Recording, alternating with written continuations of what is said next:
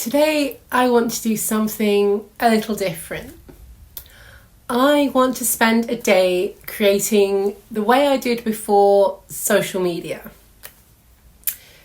Before smartphones, before algorithms, notifications, and the quiet, if constant pressure to be visible all the time.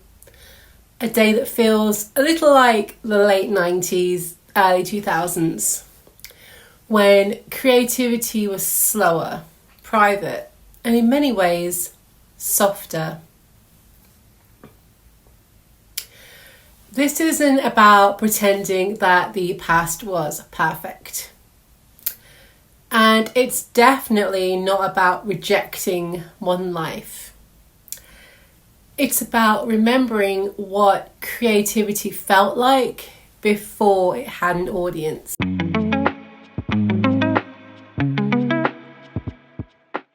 Hey, hi, hello, my name is Melanie and I write cozy living books for real life and cozy fantasy for gentle escape. So today I am recreating a creative day in the way I might have lived it many years ago with physical books, handwritten notes, magazines, music that you can actually touch, and long stretches of uninterrupted time. And I want to take you along with me. The first thing I noticed when I started this day was the quiet. No scrolling in bed, no checking messages, no immediate input. Just waking up and letting my thoughts arrive before the world did. In the 90s and early 2000s, creativity often started with boredom, with waiting, with nothing demanding your attention right away. And I'd forgotten how powerful that empty space can be.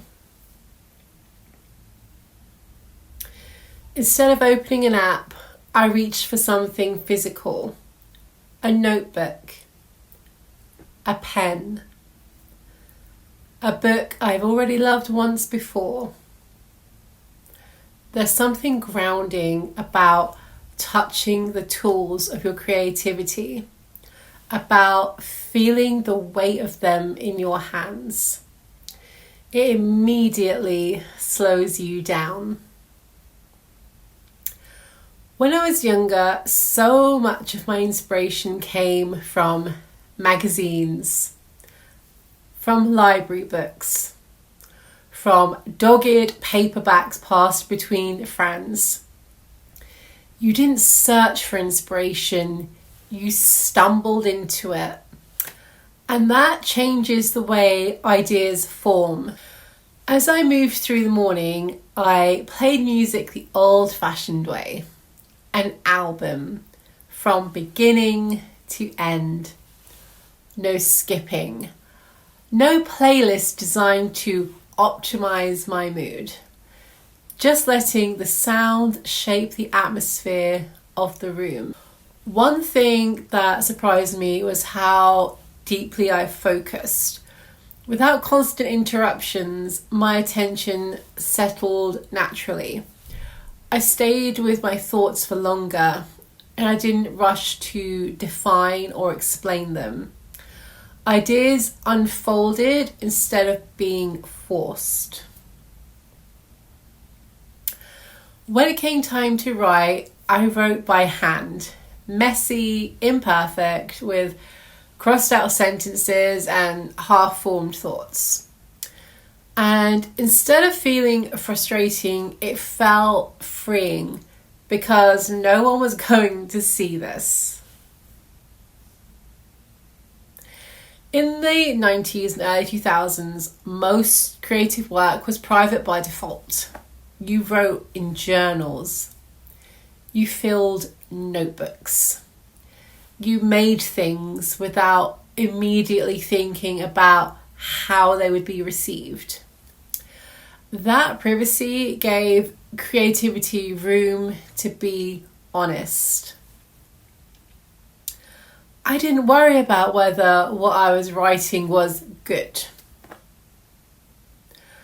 I didn't think how it might be edited or shared later. I just let it exist.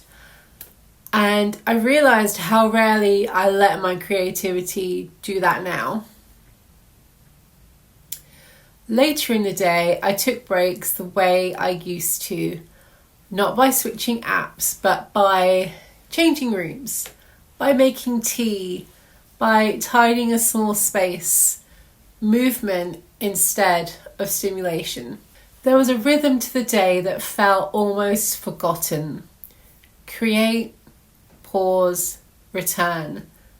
No constant urgency, no sense that I was falling behind, just time.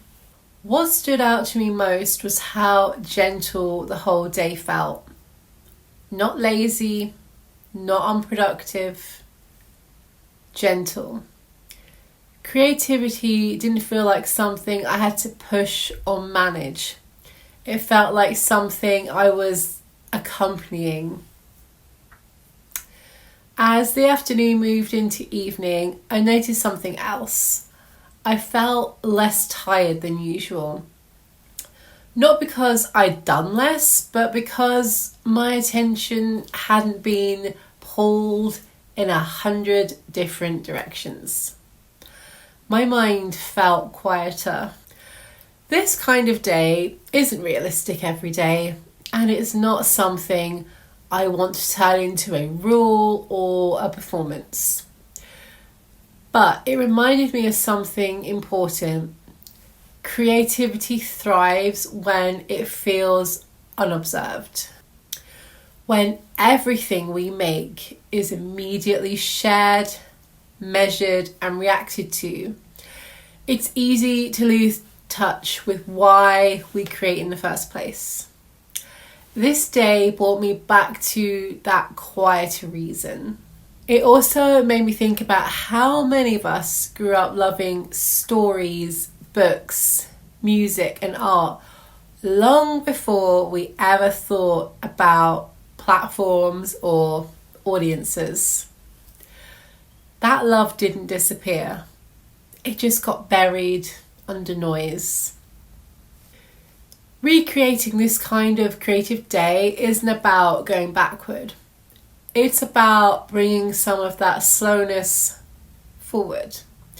About asking what parts of that era supported our creativity and how we might protect those parts now. You don't need to create an entire day like this to feel the difference. You could write one page by hand, listen to one album all the way through, spend an afternoon offline with a book that you love. Small choices still matter. Creativity doesn't need constant input. It needs space. It needs patience, and sometimes it needs to be allowed to exist without being useful. Spending a day creating the way I might have in the 90s or early 2000s didn't make me nostalgic in a sad way. It made me feel grounded. It reminded me that creativity isn't something we lost, it's something we can always return to. Not by rejecting the present, but by choosing occasionally to move a little more slowly within it. And that, I think, is a kind of quiet magic all its own.